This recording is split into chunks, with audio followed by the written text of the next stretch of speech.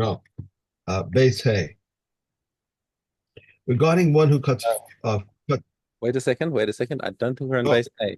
I think we're on base test. Just a second, and I will confirm that for you. Um, now, um, yeah, base test. test. I'll Yeah. put it over there. Tissues. Okay. Regarding the cucumber that one planted in the flower pot and it grew and extended out of the hot flower pot, it's tahor. If Shimon says, what is the basis for purifying it? Rather, the tummy portion remains with its tumor, and the tahor portion may be eaten. Dung vessels and mud vessels through which the roots can go out do not render plants susceptible to tumor.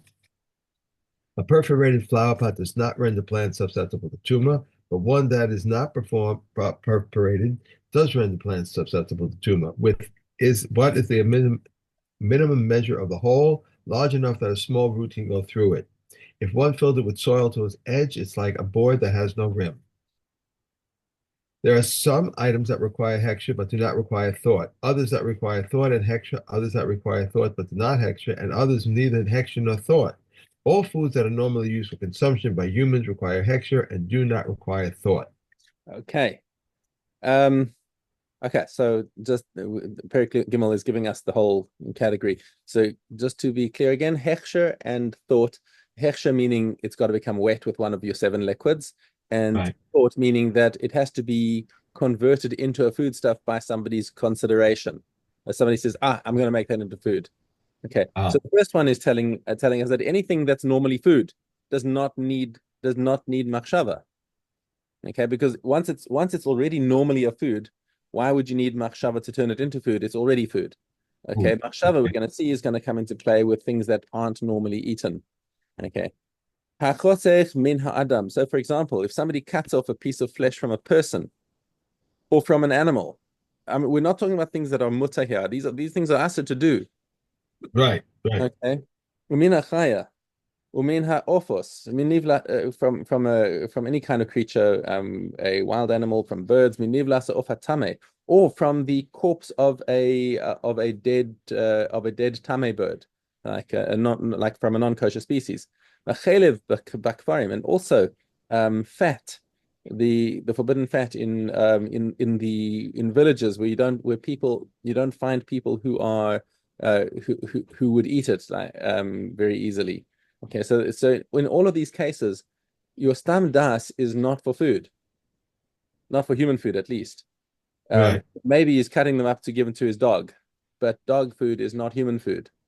Okay. Shakol yakos sadeh, and any kind of vegetables that grow in the field that aren't normally eaten by humans, basically. Chutz mishmarkeim upichios, other than mushrooms and other kind. I'm not. There's a bit of a dispute about what shmarkeim are. Maybe it's some kind of strong onion, or some say that it's kind of a fungus. But those are things that are actually normally eaten. Okay. So in other words, we're just going to put there's going to be a bit of dispute. A few Tanaim are going to have their say over here, but I think let's just cut to the end and then come and see what the other exclusions are. Hare elu tzrichin machshava vehechsher. All of these things need not only hechsher, they don't have they first have to become you first have to have machshava, where a person said, you know what, I'm going to feed this to somebody. I'm going to give it as a this meat. I'm going to turn it into Okay. for a human, right? Al apple pishes are asur, even though it's not kosher, and even for a goy it's not kosher because we're talking about in some of these cases eva menachai. Um, Right. Okay. okay, but nonetheless, if a person has machshava to say, okay, this is now going to become human food, one after he's done that, even after he's done that, it still requires hechsher. It still has to become wet with one of your liquids before it can become Good. tame. Okay, so now let's just go back into all the exceptional cases. So we said everyone agrees about these shmarkeim and mushrooms. Rabbi Yehuda omer chutz mi kreshes sadeh, these wild vetches, regila. What is regila is a kind of a herb, which is also known as chalag luga and netzach halav. Um, Neta Chalav, I'm not sure what this is. It's something that's got a flower that's got white. It's got white flowers like that are white as milk, and some say it's a herb that exudes a kind of a milky sap when you cut it. Okay, and so Rabbi Yehuda is saying that these things are actually also normally human food. Rabbi Shimon Omer, chutz min akabios, another species which is some kind of a thistle. Rabbi Yossi Omer, chutz min haklusin, and so Rabbi Yossi comes and says, well, klusin is another kind of a plant which is some kind of a lily or kind of kind of an onion. Okay, and it's not important what these species are, but what the Tanaim are coming and saying is that these are that species that are normally eaten by humans do not require machshava, basically. Okay, but these are the exceptional cases, and the bottom line is, and the important take home from this and the previous mission is that things that are normally eaten do not require machshava. Things that are not normally eaten do require machshava. I thought that Machshava and Heksha. Yeah, machshava and hechsher. Yes. Okay.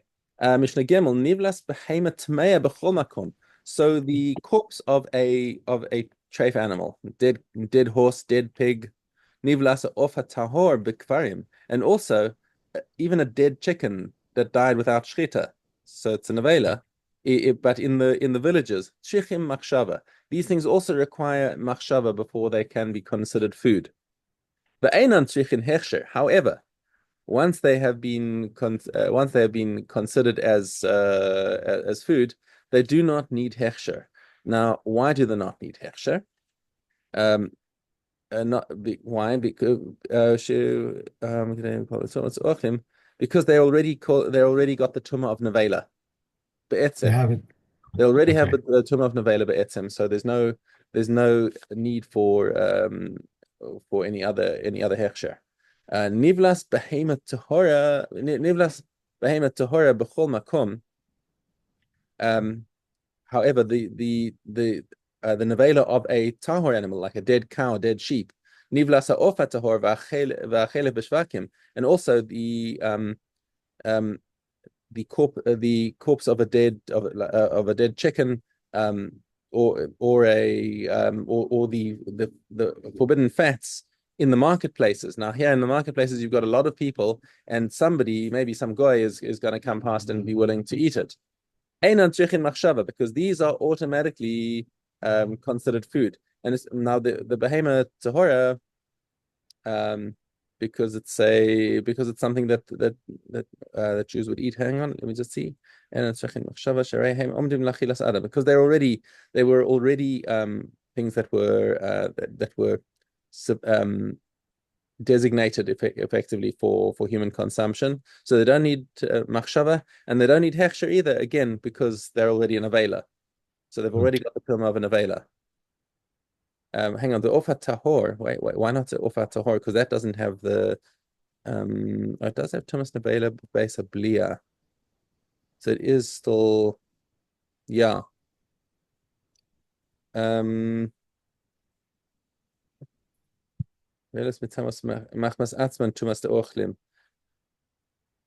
Because they've got, yeah, so it is because they've got the tumah of nevela already on them, so you don't need any hechsher because they've already got the tumah of nevela on them. That's Rabbi, it. hmm? He says in villages that these four species do require designation as food. Reb Shimon says. You're at the beginning of the Mishnah, perhaps. No, the four species. So the four species Right, Rabbi Shimon is talking about the Gamal, Arnivas, Shafan, and Chazir. Those four species that the Torah singled out because they've only got one siman and not the other. They're either right. Bris Parsa, Shosea Shesa, but not Male Gera. And the halakha doesn't follow Reb Shimon. So that's the end. So Rabbi Shimon comes and says that also these species that have one siman are also immediately makabel tuma even without machshava, and the halacha does not follow Rabbi Shimon. Okay, Mishnah Daled. Shivis. Shivis is a species of spice. It's some yeah, it's a herb of some sort. Mishnasan tama b'kadera. Once it's been put into the pot and it's been cooked, so now the flavor has come out of it. Ein bo mishum truma. So let's say you've got sheves that was truma, and the Kohen went and stuck it in the pot and cooked his food with it, and then he took it out because the only purpose of it is like kind of like rosemary, right? Rosemary, you don't typically eat the rosemary leaves. You just stick it in whatever you're cooking and let it give out its flavor, and then you take it out because it's a hard woody thing and it's not pleasant to eat, but it's got some nice flavor that comes out of the leaves. Okay. Ein bo mishum truma once it's been cooked. So if he takes it out and a non-Kohen decides that he wants to chew on it for whatever reason, he's actually not chayiv anything because all of the truma flavor is gone. It's not even considered ochel anymore. Okay. But eino mitame tumas ochelim, and the proof of that also is that it does not become tame anymore from any kind of food tuma. Lulaves radim, the stalks. Well, they call them lulav, but it's the branches of this the soft branches of this tree are called a lulav. Okay, and it's a kind of a bush that shekovshin is lulavehin beyain or bechomet. So you can pickle these green branches in it to get a flavor out of them. Okay, and then you can actually eat them. Vishal adal. Adal is also kind of a vegetable like a radish. And also the leaves of the wild leek, I think. Right. Okay. Einan mitamin tumas ochlim ad toku. So they are hard and inedible until they ripen to the point where they can be until toku. Only after they've been cooked, after they've been pickled. They're inedible until they've been pickled. Okay, and therefore they are not susceptible to food tuma until they've been pickled. Once they've been pickled, then they're edible. Okay. It says that these items are too bitter to eat raw. So Yes. when they become sweetened, then it's Right. okay. And they're not susceptible to food tuma until then. Rabbi Shimon Omer af shel pakuos kayotze behem, and he says from another species, the pakuos, which is I'm not sure how to translate the pakuos, but you got it. This says also fruits resembling watermelon, except that they are very bitter. Mm-hmm. So he says Rabbi Shimon, this is the same kind of story over here, where they're very bitter and they have to be pickled or have something done to them before they're edible, and they're not susceptible to food tuma until that happens. However, the halacha is not like Rabbi Shimon. I'm not sure whether they're not susceptible at all or they're susceptible all the time, but at any rate, the Kahadi says the halacha is not like Rabbi Shimon. So I don't know what the actual halacha is of these fruits, but you'd have to have a positive identification if you ever wanted to ask a shaila about them. Okay. Okay, back to your dime. Okay. Adalad Bey. On the day that they said on that day they said all sacrificial offerings that were slaughtered for a designation other than their own are valid, but they are not credited to the owner's fulfillment of his obligation, except for the Pesach and Katas offerings. The Pesach offering in the proper time and the Katas offering at all times. The Eliezer says also the Asham offering. The Pesach offering in its proper time and the Katas and Asham offerings at all times. The Shimon ben Azai said, I have a tradition received from the 72 elders on the day that they appointed it. And Elazar ben Azariah, as head of the yeshiva, said that all sacrifices that are eaten that were slaughtered for a designation other than their own are valid, but they are not credited to the owner's fulfillment of his obligation, except for the Pesach and Katas offerings. Then Azai added only the Olah offering, but the Common did not concur with him. On that day, they said, "What is the law regarding Ammon and Moab in the 7th year?" Reb Tarfon decreed, "Maisa Ani." Reb Eliezer ben Azariah said, "Maisa Sheni." Reb Yishmael said, "Eliezer ben Azariah, you must demonstrate a proof, since you rule stringently. For whoever rules stringently must demonstrate a proof." Elazar ben Azariah said to him, "My brother Yismael, I have not deviated from the order of the years. It is Tarfon, my brother, who has deviated, and he must demonstrate a proof." Reb Tarfon responded that Egypt is outside the land of Eretz Israel, and Ammon and Moab are outside the land of Eretz Israel. Just as in Egypt, Masa Ani is separated in the seventh year, so too in Ammon and Moab, Masa Ani must be separated in the seventh year. When Eliezer ben Azar responded, Babylonia is outside the land of Eretz Yisrael, and Ammon and Moab are outside the land of Eretz Yisrael. Just as in Babylonia, Misa Sheni is separated in the seventh year, so too Ammon and Moab, Misa Sheni must be separated in the seventh year. But Tarfon said, regarding Egypt, which is nearby to Eretz Yisrael, they instituted Misa Ani, so the poor of Israel may be sustained by it in the seventh year. So too regarding Ammon and Moab, which are also nearby to Eretz Yisrael, let us institute Misa Ani, so that the poor of Israel may be sustained by them in the seventh year. Elazar ben Aryeh said to Red Tarfon, behold, it is as if you are benefiting them monetarily, but actually you are causing loss of lives. For you are restraining the heavens from letting fall dew and rain. And it says, should a man steal from God as you steal from me? And you say, how have we stolen from you? By withholding the tithes and the truma. Yeshua said, behold, I shall act as a respondent on behalf of Tarfon, my brother, but not in regard to his words. Regarding Egypt, it is a new act, but regarding Babylonia, it is an old act, and the issue before us is also a new act. A new act should be judged from another new act, but a new act should not be judged from an old act. Furthermore, the tithing obligation in Egypt is an act of the elders, but in Babylonia, it's an act of the prophets. And the issue before it is also an act of elders. So the act of the elders should be judged from another act of the elders, but an act of the elders should not be judged from the act of the prophets. They were counted and they resolved that as regards Ammon and Moab, one should separate Misa Ani in the seventh year. When Rabbi Yossi, the son of Demrachas, said to Rabbi Eliezer in the town Lod, Rabbi Eliezer said to him, what new lesson did you learn to have today in the house of study? He answered him, they were counted and they resolved that as regards Ammon and Moab, one should give a Misa Ani in the seventh year. Rabbi Eliezer wept and said, the secret of God is with those who fear him, and he will inform them of his covenant. Go and tell them, do not be concerned about your count. I have tradition received from Yochanan ben Zakkai, who heard it from his teacher heard it from his teacher, and so on until the halakha was received by Moshe at Mount Sinai. That regarding Ammon and Moab, one should separate my Sa'ani in the seventh year.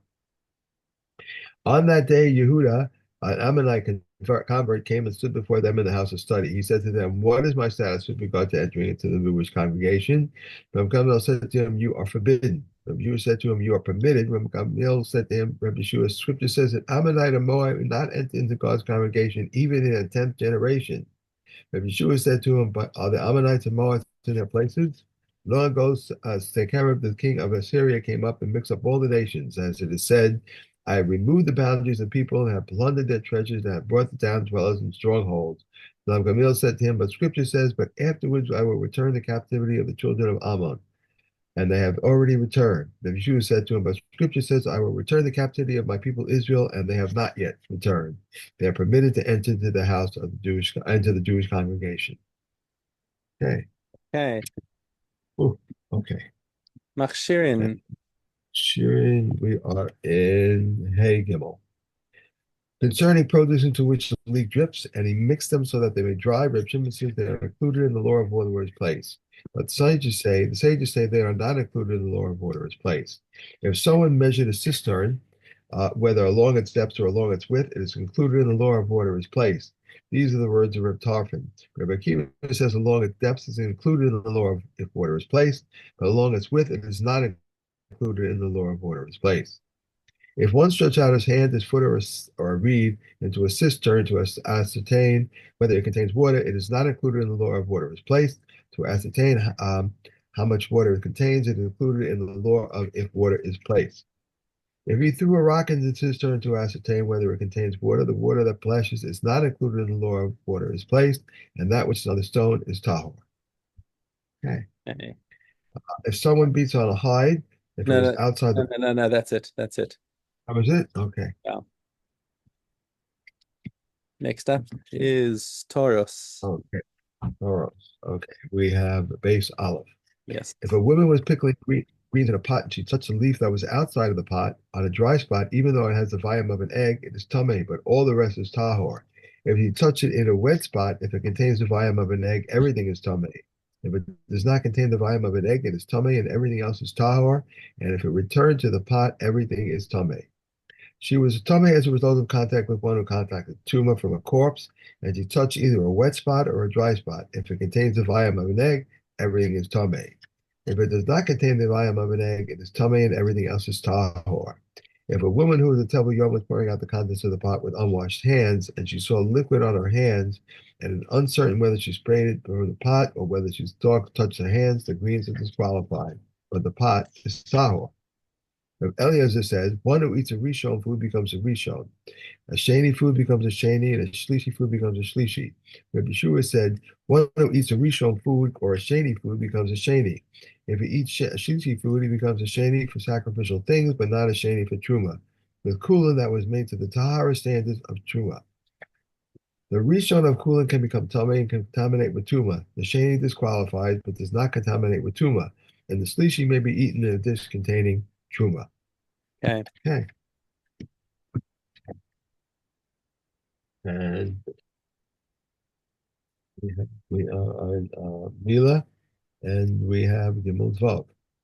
If a consecrated item any consecrated item that is fit for offering upon the altar, but not for the temple upkeep, or fit for the temple upkeep, but not for offering upon the altar, or neither fit for offering upon the altar nor for temple upkeep, is subject to Me'ilah. How so? If one consecrated a pit filled with water, a menorah dump filled with manure, a dovetail filled with doves, and a tree filled with fruit, or a field filled with grasses, both they and the contents are subject to Me'ilah.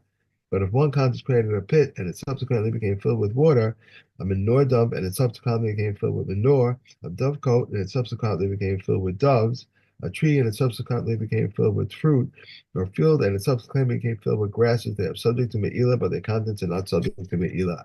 These are the words of Rabbi Yehuda. Rabbi Shimon says if one consecrates a field or a tree, both they and their product are subject to Me'ilah because the produce is a growth of the hegdish.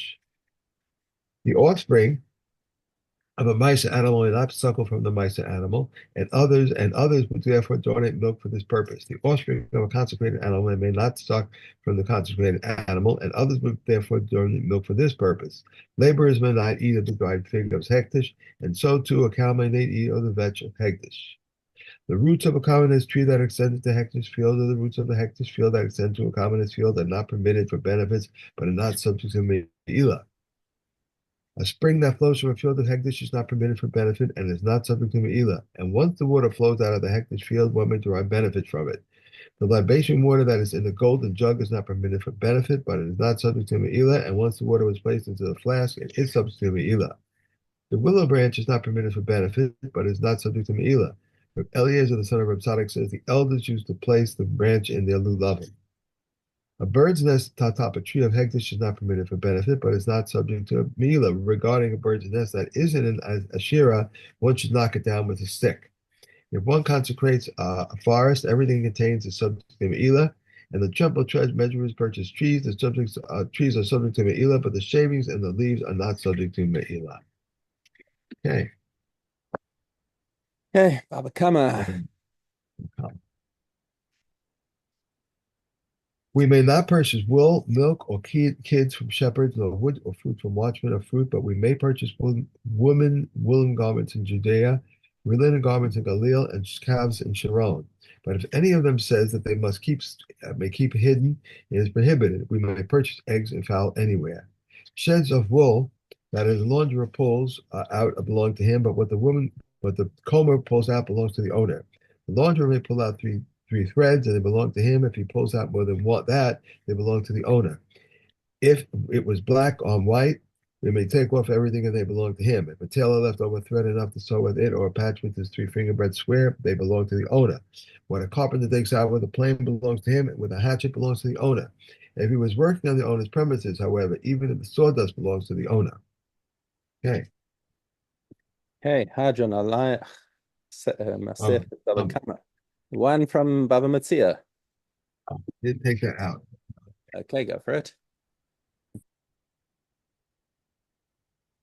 If two persons are holding a cloak and one says I found it and the other says I found it, one says it is all mine and the other says it's all mine, this one must swear that he owns no less of it than half, and one must swear that he owns no less of it than half, and they divide it. Okay. Carry Or on. if one says it is all mine and the other says half of it is mine, he who says all of it is mine must swear that he owns no less of it than 3/4, and he who says half of it is mine must swear that he owns no less than it then 1/4. And this one takes 3/4, and that one takes 1/4. Okay. And Okay. Sachim.